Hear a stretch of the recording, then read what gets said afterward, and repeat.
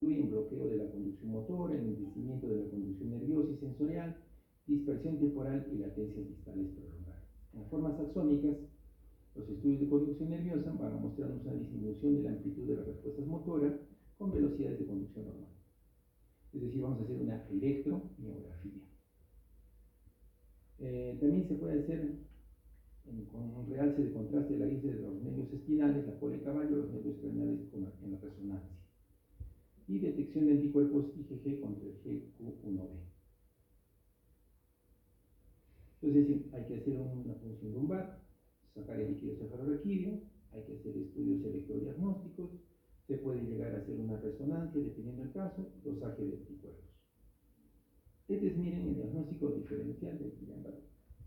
Es una larga lista de neuropatías, ¿no?, con las que hay que hacer el diagnóstico diferencial. Entonces, con la polineuropatía estimulante inflamatoria crónica, otras polineuropatías, la vasculitis de los nervios periféricos, trastornos de la médula espinal, el dolor lumbar intenso, el trastorno de la unión neuromuscular, los trastornos musculares de por sí. Entonces, el tratamiento durante la fase de inicio, el Guillain-Barré, requiere una estrecha monitorización. Y acá les cuento otro caso.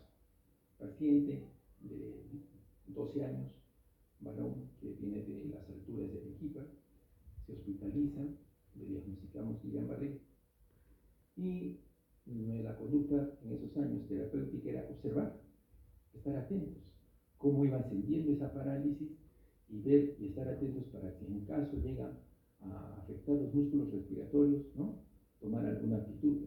Ya había algunos ventiladores ahí, muy incipientes, pero ya funcionaban, y de repente conectaron un ventilador. Esa era la conducta. ¿Qué le poníamos mientras tanto? Su destrocita con sus electrolitos. Y si es que había mucho dolor, le dejamos de repente un ketorolaco, o de repente en esos años un metanisol para el dolor. Entonces viene el papá. El papá dice: me lo voy a llevar. ¿Por qué se lo gusta llevar? Porque mi hijo resulta que le han hecho daño, y el brujo de acá de mi pueblito lo va a curar. No, pero señor, ¿cómo lo va a curar el brujo? Que es un Guillain-Barré, le explicamos. No, me lo voy a llevar, retiro voluntario. Nosotros asustados: no, imposible, ¿cómo va a retiro voluntario? No puede ser. Hay casos en los que no se puede acceder a eso. Ojo, que firmar que nos diga yo me retiro voluntariamente no nos exime de la responsabilidad médico-legal. Eso está escrito en el colegio médico. No nos exime. Nosotros tenemos que dar parte a la Fiscalía de Prevención del Delito. Y ellos tendrán que tomar las acciones legales y quitarle la patria potestad en caso de que sea necesario. Pero nosotros no podemos caer en eso. No nos exime de responsabilidad. Bueno, la cosa es que el papá me lo llevo y me lo llevo. Recuerdo que yo era el interno, hablé con el papá, le expliqué, no entendía, se lo iba a llevar. Eran como las 6, 7 de la noche. Llamamos al jefe de la UCI porque el chiquito ya estaba queriendo llegar ya a la parálisis al diafragma. Viene el médico de la UCI, el doctor Cáceres, ¿no?, ya conocido allá en el hospital. Vino: no, lo que pasa es que ustedes no saben hablar con el paciente, son unos inútiles. En ese entonces nos trataban así. Yo voy a hacerme cargo. Entonces el doctor Cáceres entra, cierra la puerta. Entonces nosotros a la expectativa, ¿no?, ya que ha entrado el maestro, ¿no?, el Master Duster, ¿qué cosa va a decir? ¿Qué va a pasar? Pucha. Afuera esperando, de repente escuchamos unos gritos, unos alaridos. Se abre la puerta en forma esto y el doctor Cáceres sale gritando: ¡un policía! ¡Un policía! ¿Por qué? ¿Qué ha pasado, doctor? Vete, no entiende nada. Entonces, nadie lo podía convencer a papá. Ya recuerdo que salió el doctor Cáceres, hasta que al final entré yo y volví a hablar con el papá. Tranquilo, caballero, mira. Entonces el papá me dijo: bueno, me dijo ya, pero si yo me voy y le firmo usted un papel y a usted lo libera de responsabilidad, sí. Y si yo dejo que se quede y usted me firma a mí un papel que dice que no le va a pasar nada mal. No, tampoco puede pasar eso, ¿no? Entonces, felizmente logramos que no se lo lleva el niño. Después de muchos problemas, el papá se quedó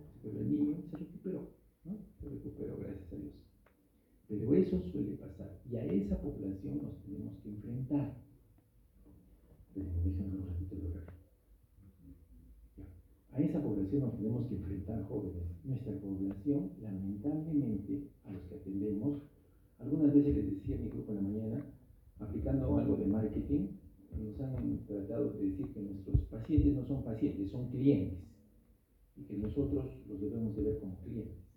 Pero eso no funciona hasta cierto punto, porque acaso en una tienda el cliente siempre tiene la razón, ¿no es cierto? Esa es una máxima. Entonces la pregunta es, si viene mi papá y me dice yo me lo voy a llevar y yo sé que ese niño va a ir en riesgo su vida, él siempre tiene la razón. No. Yo creo que hacia House le contamos eso, House con el grito en el cielo. Ya. Entonces, hay que observar. Básicamente la conducta es observación, se hospitaliza el paciente, tener en cuenta sus funciones vitales, para eso se hospitalizaría, evaluar la función del esfínter, porque si llega al esfínter nos está diciendo que está ascendiendo. En la mayoría de los casos, esta monitorización, sobre todo la función pulmonar, se debe realizar cada 4 horas, al lado de la cama del paciente. Todos los niños, en particular aquellos que son demasiado pequeños para cooperar con las pruebas pulmonares, deben ser monitorizados de cerca y observados para detectar fatiga y otros signos clínicos de insuficiencia muscular respiratoria inminente. Si es que es así, entran a la falla respiratoria, se intuba, ¿no? Y se le conecta un ventilador mecánico. La mortalidad suele observarse debido a las complicaciones, como le comenté en el caso de las niñas, ¿no? Infecciones nosocomiales, paro respiratorio, trombosis venosa profunda con embolia pulmonar, neumotoras. Los resultados pueden optimizarse con un cuidado meticuloso en la unidad de la UCI, ¿no? Que es a donde debe ingresar el paciente. Entonces, ¿cuándo entramos a un paciente a la UCI? Cuando el paciente tiene una cuadriparesia flácida, una debilidad rápidamente progresiva, su capacidad vital pulmonar está reducida, menos de 20 cc por kilo, parálisis vulvar o inestabilidad autonómica significativa. Entonces, con esas indicaciones, estos pacientes pueden ser tratados, deben ser tratados, mejor dicho, en la UCI, ¿no? En cambio, los que tienen una afectación leve pueden ser manejados en observación general, siempre con monitorización cardíaca, ¿no? Y de sus funciones vitales. Ya en paciente que está ventilado, ¿no? Siempre hay que estar vigilando, ¿no? Que no haya complicaciones, la aspiración, la sedación, ¿no? Muy importante. Ustedes han visto, ¿no? A veces en las películas hablan, ¿no? Se le pone al paciente en coma, ¿no? Barbitúrico se dice, ¿no? En realidad no, lo que pasamos es que lo sedamos al paciente de tal manera que él no respire. Es una de las características para que un paciente esté bien ventilado. El paciente no tiene que tener esfuerzo respiratorio. Y tenemos que sedarlo al punto de aniquilar su respuesta, su reflejo de respiración y que la máquina respire por él. Porque si no, va a haber lucha, puede haber complicaciones como neumotoras, etc. Los factores de riesgo para insuficiencia respiratoria incluyen tiempo más corto desde el inicio hasta el ingreso, cuando afectación de los nervios craneales, cuando hay disfunción autonómica, la puntuación de discapacidad, que es más alta según el Guillain-Barré en el momento de la admisión, el nivel de proteínas en el líquido suprarraquídeo, las formas axónicas y la edad avanzada. Hay una escala de discapacidad que es la escala de Erasmus, ¿no? Para niños que tienen insuficiencia respiratoria, y esta escala va de 0 a 5 años, de 1 a 6, ¿no? De 6 a 10, de 0 es para los menores de 5, pero la puntuación es de 0 para los menores de 5, 1 para los de 6 a 10, 2 puntos para los que tienen mayores de 10 años. Y en la escala de discapacidad del Guillain, al ingreso 1 a 4 puntuaciones en la escala sin intubación y afectación del nervio craneal, 0 para ausencia, 3 para presencia. Hay que medirles en ellos la capacidad vital. Dijimos menos de 20 cc por kilo. Aquí está, esta es la escala, ahí para que la vean. Ya ustedes después la analizan. Y lo que nos va a decir cuándo el paciente ya va a entrar en un paro respiratorio. Cuando la capacidad vital está disminuida a menos de 20 cc por kilo. Cuando la presión inspiratoria máxima, también conocida como fuerza inspiratoria negativa, es menos de 30 centímetros de agua. cuando la presión expiratoria máxima menos de 40 centímetros de agua y cuando el volumen corriente es menos de 5 cc por kilo. Estos son los parámetros que nos advierten que este paciente va a tener un fallo respiratorio inminente. Dijimos, estas pruebas de función difíciles en niños que no pueden cooperar, ¿no? Por lo general en los menores de 6 años. Entonces esto básicamente depende de la buena evaluación del médico. Aquí hay que observar si hay un aumento sostenido de la presión parcial de dióxido de carbono, más de 50, frecuencia respiratoria en aumento del requerimiento de oxígeno y aumento de la diferencia de oxígeno entre el alveolo y la arteria, o sea, el famoso gradiente alveolo-arterial, que normalmente es de 5 a 10.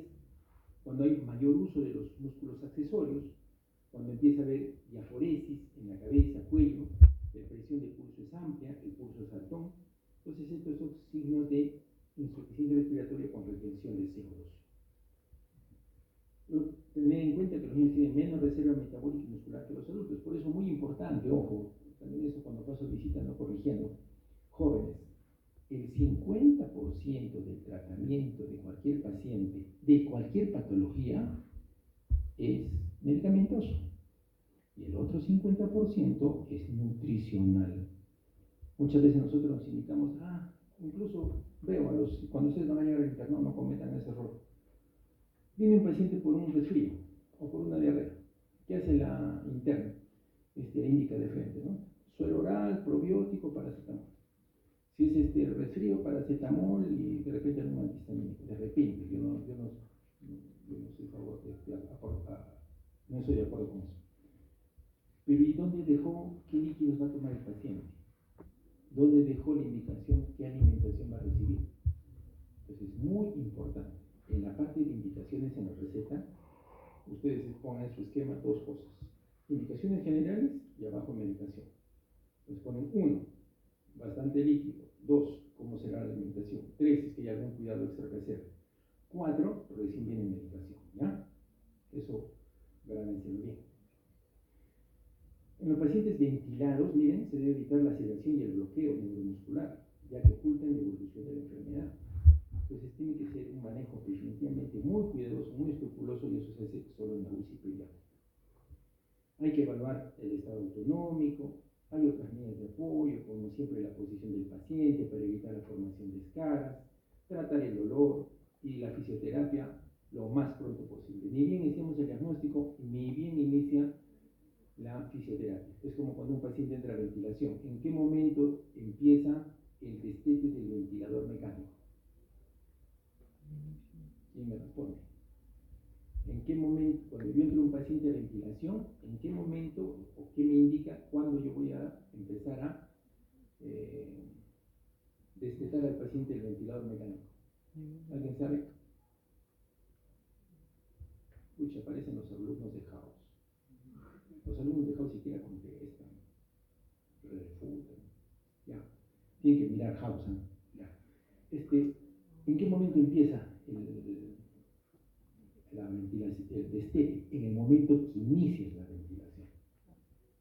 Usted conecta al ventilador mecánico y en ese momento ya está usted pensando en que tiene que empezar a retirar el oxígeno.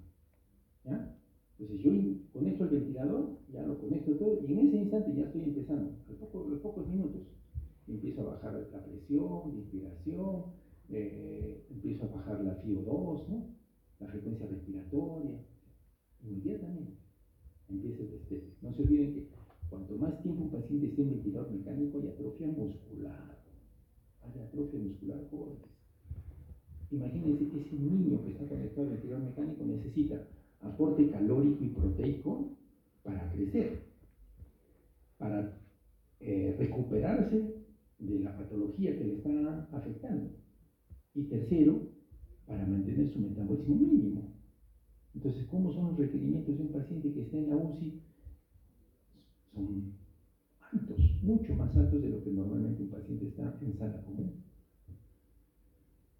Ya. Entonces, las principales modalidades de tratamiento, y es en forma específica, vienen a ser la inmunoglobulina endovenosa, ¿no? La inmunoglobulina humana, ¿no? También se puede aplicar la plasmaferesis, ¿no? Que no tenemos aquí. Los corticoides no son beneficiosos y no tienen ningún papel. En mis épocas, cuando yo era todavía alumno de enfermería, sí, a veces aplicaban corticoides, pero no tienen ningún efecto, ningún papel. Entonces, las indicaciones son la inmunoglobulina. ¿Y en qué caso se coloca? Cuando hay debilidad progresiva, empeoramiento del estado respiratorio o necesidad de ventilación mecánica, debilidad vulvar significativa o incapacidad para caminar sin ayuda. No se recomienda ni la inmunoglobulina ni la plasmameresi en niños con síntomas leves, que probablemente no se beneficien con estas terapias, incluidos aquellos que son ambulatorios, o que tienen un Guillain-Barré leve y no progresivo, o niños cuyos síntomas son leves y que se han estabilizado, no han seguido avanzando.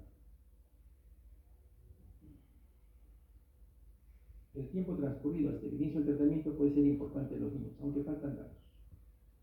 Se recomienda la administración de inmunoglobulina a pacientes que no pueden caminar sin ayuda si el tratamiento se inicia entre los 2 o posiblemente 4 semanas posteriores al inicio de los síntomas. Ojo que todavía la inmunoglobulina es cara, todavía es cara.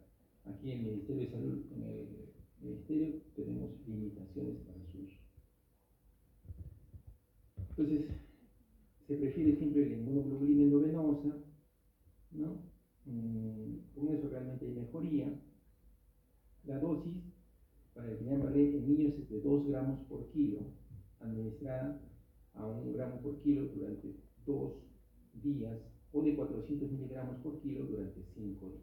Generalmente hacemos eso, ¿no? Generalmente nosotros usamos la de 400 miligramos y eso se lo administramos en 5 días. Esta dosis es empírica y se basa en el tratamiento a pacientes con trastornos de inmunodeficiencia. La pauta posológica también es empírica, ¿no? Ya que se sabe poco de la farmacocinética de la inmunoglobulina. En total, muchos centros administran un total de 2 gramos por kilo durante 2 días. Sin embargo, un pequeño ensayo sugiere un riesgo ligeramente mayor de fluctuaciones relacionadas con el tratamiento con ese régimen en comparación con el de 5 días. A veces, en otros lugares, a veces también hemos hecho un solo ciclo de tratamiento. Los efectos adversos, ¿no? Son aquellos relacionados con las reacciones, las mismas que se producen con una reacción de transfusión. Puede haber reacciones a nivel cutáneo, puede haber incluso también anafilaxia, hay que tener mucho cuidado. Se puede también hacer el recambio de plasma. El pronóstico, la mortalidad es inferior en la actualidad al 2 al 3%, o sea, es un buen pronóstico, no es tan malo. Sin embargo, estas tasas son más altas en entornos con recursos limitados como los nuestros. ¿No? La recuperación se ha observado una excelente recuperación a largo plazo. Miren, en un estudio de niños de 52 niños con una mediana de seguimiento de 11 años, el 65% informaron secuelas de Guillain-Barré. Las quejas residuales más comunes fueron parestesia, marcha inestable, dolor en manos o pies y fatiga intensa. Los déficits neurológicos a largo plazo incluyeron pérdida sensorial, debilidad de las extremidades y areflexia, en el 14, 8 y 5% respectivamente. La mayoría de los niños con Guillain-Barré experimentan excelente recuperación.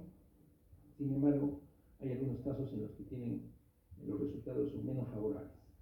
Cuando es muy temprana edad, debilidad severa en la presentación, progresión rápida de la debilidad, afectación de los nervios craneales, cuando requiere asistencia respiratoria o cuando los nervios motores inexcitables en estudios de conducción nerviosa están siendo afectados.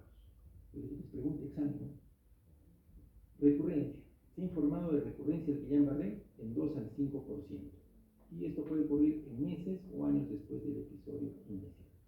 Listo. Hasta ahí con lo de Guillain-Barré. Vamos a hablar un poquito. Este otro tema es un tema larguísimo. Muy largo. ¿Ya? Igual que ahora, voy a tener que correr, saltar varias cosas. Ya ustedes lo van a, por favor, a revisar. Yo quiero resaltar lo más importante.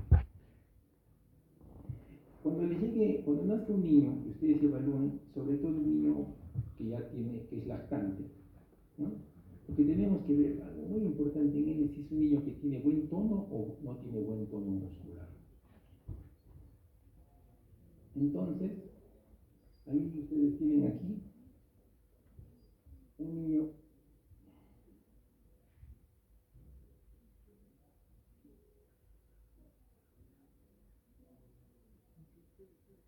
Ana, ¿puedes encenderlo?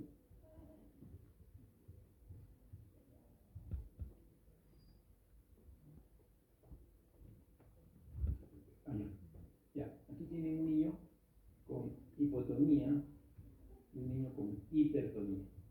El niño hipotónico, fíjense ustedes, está sobre la mesa del examinador y las rodillas abiertas, ¿no? Hay rotación externa del muslo y las rodillas caen y chocan con la colchoneta del examinador. Los talones también están en contacto con la mesa e incluso todo el borde externo del pie. Igual sucede con todo el cuerpo, igual con los brazos, los antebrazos. Entonces hay un contacto de toda la superficie corporal con el examinador.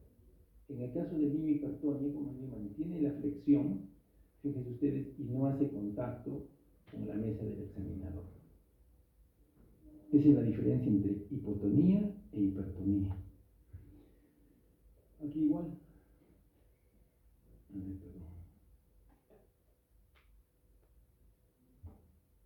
Aquí igual podemos ver el niño hipotónico, ¿no? Cuando ustedes encuentren un niño lactante así sobre su camilla de examen, tiene que ustedes decir que es un niño hipotónico. Esta maniobra muy famosa, que es el retroceso de la cabeza, cuando ustedes lo alan al niño de sus brazos hacia adelante y el niño cae su cabeza de esta forma y no mantiene el tono cervical, el famoso reflejo tónico del cuello, es muy importante. ¿Ya? Yo si algo les puedo enseñar hoy día y si quiero que se lleven a su casa, el reflejo tónico del cuello es muy importante.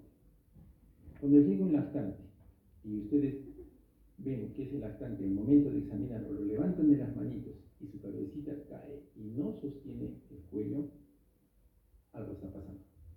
Y no es algo leve, es algo serio, muy serio. Entonces, es una maniobra que no pueden dejar de hacer en todo recién nacido, en todo lactante que examinen. Jálenlo de sus bracitos, si se cae la cabeza y no la sostiene, inmediatamente al neurólogo pediatra. Inmediatamente. Si ustedes jalan la cabecita y el niño sostiene su cabecita, no hay ningún problema. Ese es un signo de que todo su sistema nervioso central está en óptimas condiciones. Pero si ustedes jalan la cabecita y se cae así como en este caso, este niño es un niño que tiene algún problema neurológico serio, muy serio. Otro es la suspensión ventral, ¿no? Lo colocan sobre su mano y ven cómo cae la cabeza. No debería pasar así. Este es un niño hipotónico. Miren, caen los brazos, caen las piernas, ¿no?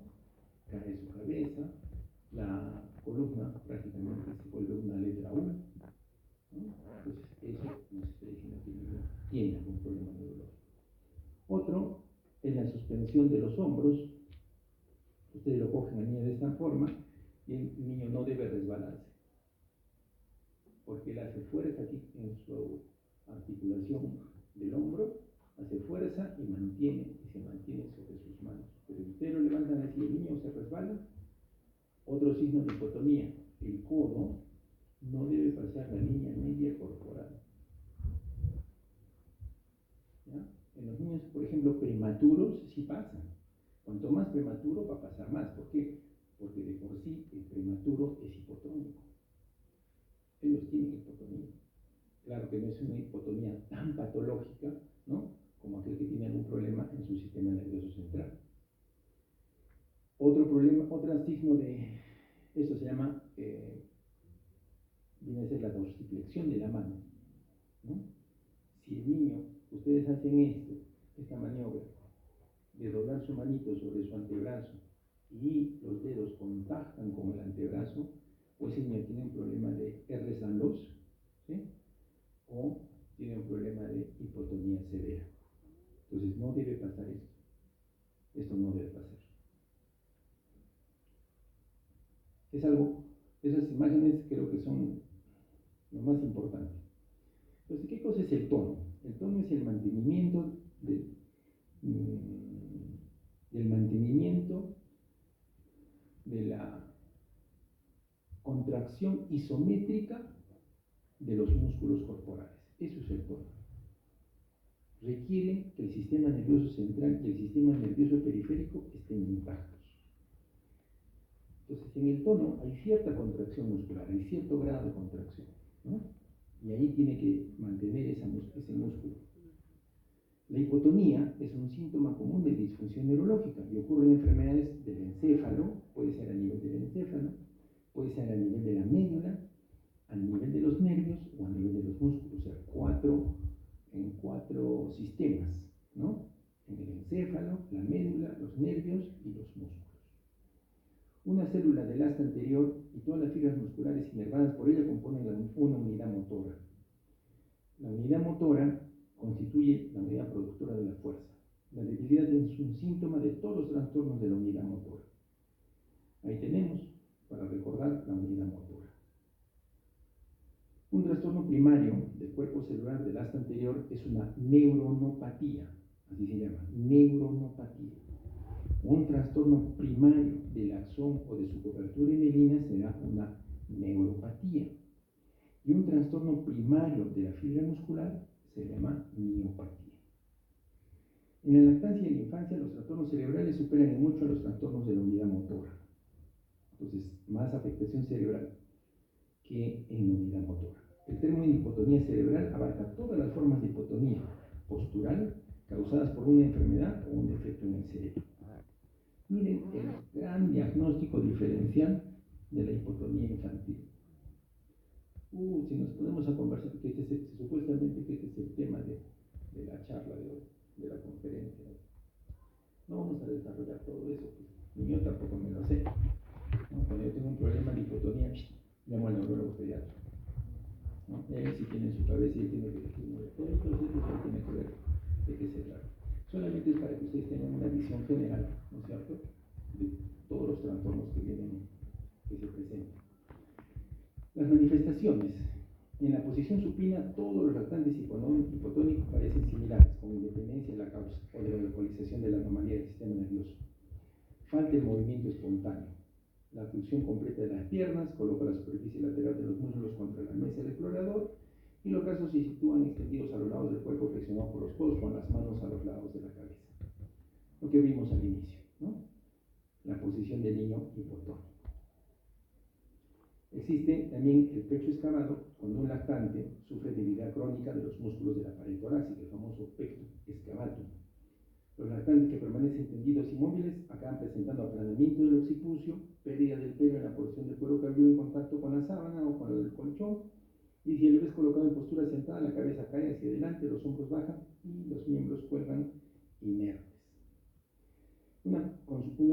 El pectus excavatum y el pectus carinatum, estoy empezando a romper ese mito también. El pectus excavatum no es que, doctor, así nació, pues no te preocupes, señor hijito, no, señora, no se preocupe, poco a poco el tiempo va a mejorar. No va a mejorar, va a empeorar, sea excavatum o sea carinatum. Eso se debe cuando hay un crecimiento muy rápido de las costillas, ¿no? Hace esto. Pectus excavatum. Un crecimiento lento de las costillas será un pectus carinatum. ¿Correcto? Y eso se trata como ortopedia. Entren al Facebook y van a encontrar la página Pectus Perú. Ahí lo buscan al doctor Carlos Segura. Él es el que hace tratamiento en base a unas ventosas que le ponen acá adelante. Y en el caso del excavatum lo saca. En el caso del carinatum le ponen un corsé con un dinamómetro que impulsa hacia adentro. Entonces, como ortopedia se hace, porque el tratamiento quirúrgico es una cosa muy cruenta. ¿No? ¿Qué es lo que hacen? En otras palabras, le ponen un timón de bicicleta, lo atraviesan de lado a lado, le dan la vuelta al timón y sacan. Y a ver, caminen meses con un timón atravesado de lado a lado. Esas cosas ya no se hacen. Los fetos hipotónicos sin útero Pueden nacer ya, obviamente, con luxación de cadera o con la famosa artrogriposis. ¿Qué es la artrogriposis? Esto que se llama las contracturas fijas pueden ser de cualquier articulación, en este caso han sido de muñecas y de tobillos, ¿no? También de rodillas. Entonces, eso es una artrogriposis. La luxación de cadera, ya una manifestación común de una hipotonía intrauterina. La artrogriposis varía desde el pie sambo, la manifestación más común, hasta las deformidades en flexión de todas las articulaciones o de algunas.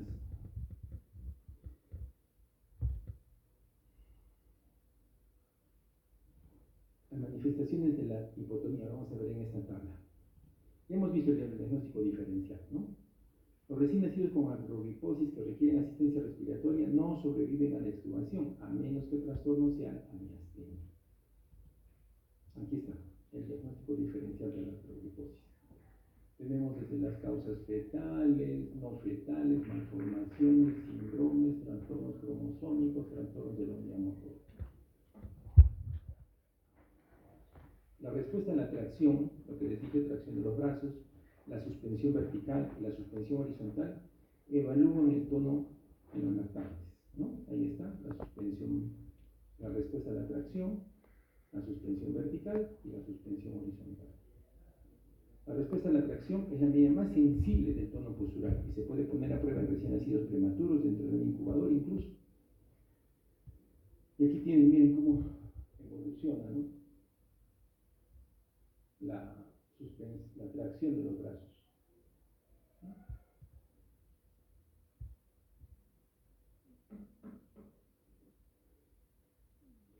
Un lactante a término normal eleva la cabeza desde la superficie con poco retraso respecto al cuerpo.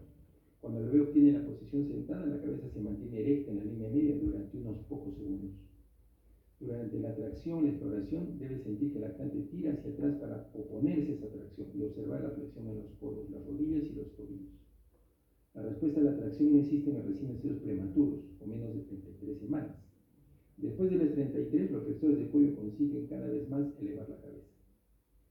En el atérmino solo existe un retraso mínimo en la cabeza después de obtener la postura sentada. La cabeza puede seguir retrasada, permanecer erecta brevemente y después caer hacia adelante. La presencia de un retraso en la cabeza superior a mínimo y la falta de oposición a la tracción en el recién nacido término son anormales e indican hipotonía. La suspensión vertical, ya hemos visto, ¿no? Ahí está la suspensión vertical. En esto vemos un niño normal, aquí se mantiene, no se cae, no se resbala. Este niño hipotónico, si el examinador lo suelta, se va hacia el suelo. Y la suspensión horizontal, ¿no? Poniéndolo así, sobre una mano. Este niño tiene un buen tono, miren. Sostiene la cabecita, la espalda está recta. Si bien es cierto, los brazos y las piernas caen, pero no se nota una letra U invertida. ¿Cuál es el diagnóstico? ¿Cómo hacemos el diagnóstico? Determinar si la enfermedad afecta el encéfalo, la médula o la unidad motora. A veces hay afectación de más de una estructura. Entonces, por ejemplo, acá tenemos la hipotonía combinada cerebral y de la unidad motora. ¿En qué casos se presentan? Casos de asfixia perinatal, secundaria enfermedad de la unidad motora, deficiencia de maltasa ácida, degeneración neuronal infantil, disautonomía familiar, distrofia miotónica neonatal, encefalomiopatía isquémica hipóxica, enfermedades con alzamiento de lípidos, neuropatía axonal gigante, trastornos mitocondriales. Y aquí tenemos trastornos de la unidad motora con dificultad respiratoria perinatal, artrogriposis neurogénica, atrofia muscular espinal infantil aguda, distrofia miotónica congénita, miastenia infantil familiar, miopatía miotubular ligada al cromosoma X y neuropatía hipomineralizante congénita.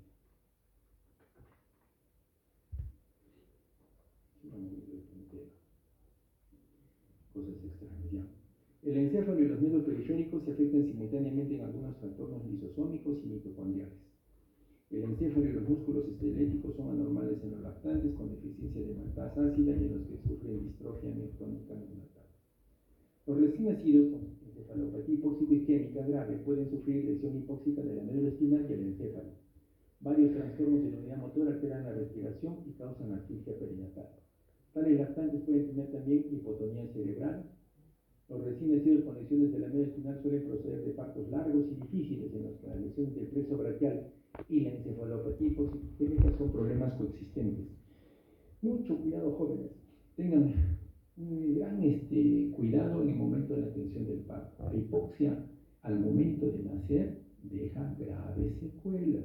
No son cosas, ay no, nació con agua 3, pero se recuperó rápido. A los 5 minutos ya estaba en 10. Sí, pero nació con agua 3. Eso ya tiene consecuencias. Mucho cuidado. Listo. Los indicios para el diagnóstico de hipotonía. Entonces, la hipotonía en los recién nacidos no suele plantear dificultad diagnóstico. La anamnesis y la exploración sirven para identificar el problema. Es más importante la presencia de otras funciones encefálicas anormales, lo que puede incluir disminución de la conciencia y convulsiones. La malformación cerebral es la explicación probable de la hipotonía en un lactante con características dismórficas o con malformaciones de otros órganos. Entonces, cuando sospechamos de hipotonía cerebral, si hay anomalías de otras funciones encefálicas, características dismórficas, malformaciones de otros órganos, movimiento a través de reflejos posturales, postura en tijeras en la suspensión vertical, puños cerrados y reflejos tendinosos normales o exaltados. El puño cerrado con fuerza, es decir, el pulgar cautivo. Bien, ese es el pulgar cautivo, ¿no? Cuando el niño tiene el pulgar cautivo, observarlo bien, examinarlo bien, ser más minuciosos, ver si es que no hay algún otro problema. Los reflejos tienen que estar presentes, ¿no? Si están muy exaltados, inmediatamente también ponernos en alerta. Cuando hay alguna alteración de la unidad motora o algún indicio que nos van a dar, entonces estos generalmente no se asocian con malformaciones de otros órganos, excepto cuando hay deformidades articulares y mal desarrollo de las estructuras óseas. A veces la cara parece dismórfica si los músculos faciales son débiles o si la mandíbula está subdesarrollada. Los reflejos tendinosos faltan o están deprimidos. La pérdida de reflejos desproporcionada en relación con la edad se debe probablemente a una neuropatía que una miopatía. Entonces, ¿cuándo sospechamos que hay trastornos de la unidad motora? Cuando hay atrofia muscular, cuando hay ausencia de anomalías de otros órganos, falta de movimientos reflejos posturales, fasciculaciones y los reflejos tendinosos están ausentes o deprimidos. La observación de las fasciculaciones y los lactantes se limita con frecuencia a la lengua. Sin embargo, el distinguir entre fasciculaciones y movimientos aleatorios normales a veces es un tanto difícil. El reflejo que les dije, tónico cervical y el reflejo de Moro no se pueden provocar cuando tiene alguna miopatía. La hipotonía cerebral es una característica de casi todos los trastornos cerebrales en los recién nacidos y lactantes. Hay procesos en los que los síntomas principales son disminución de la conciencia, convulsiones, retraso psicomotor progresivo. Aquí algo resumido de lo que es. ¿Qué pasó? ¿Se fue? Bien.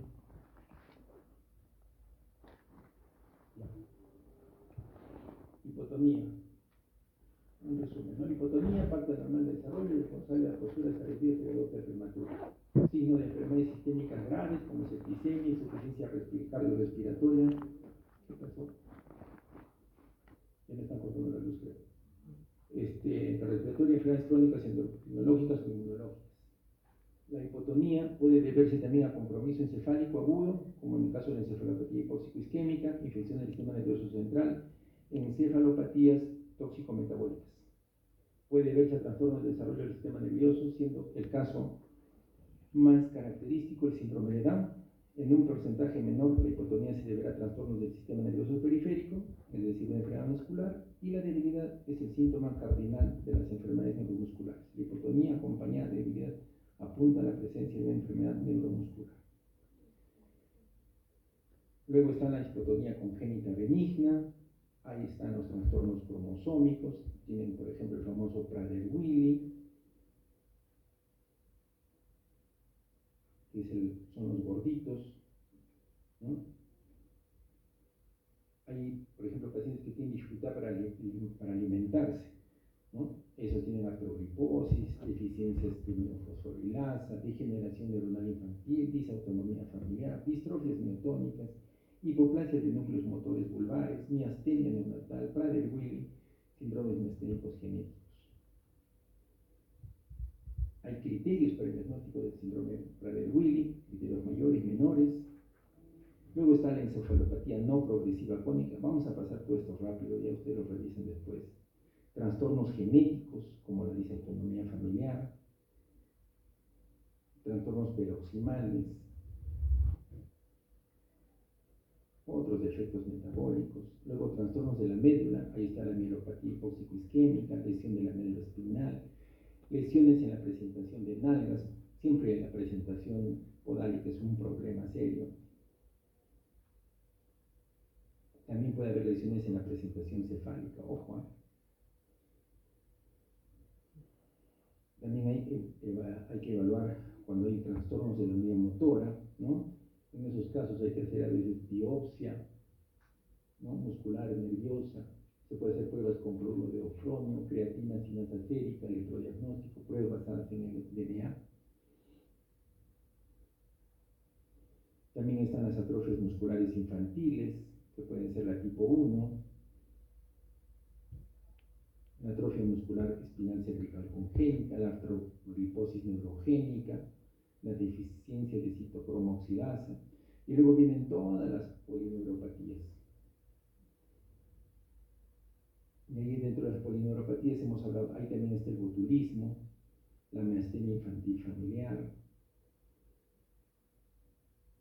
la miastenia neonatal transitoria, la enfermedad del núcleo central, la miopatía congénita con desproporción de las fibras, la enfermedad multimérica, la miopatía miotubular, la miopatía miotubular aguda, la crónica, la miopatía nemalina, las distrofias musculares.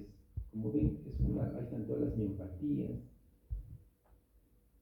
las miopatías metabólicas también, y ahí termina nuestra clase. Eso, la verdad es que cuando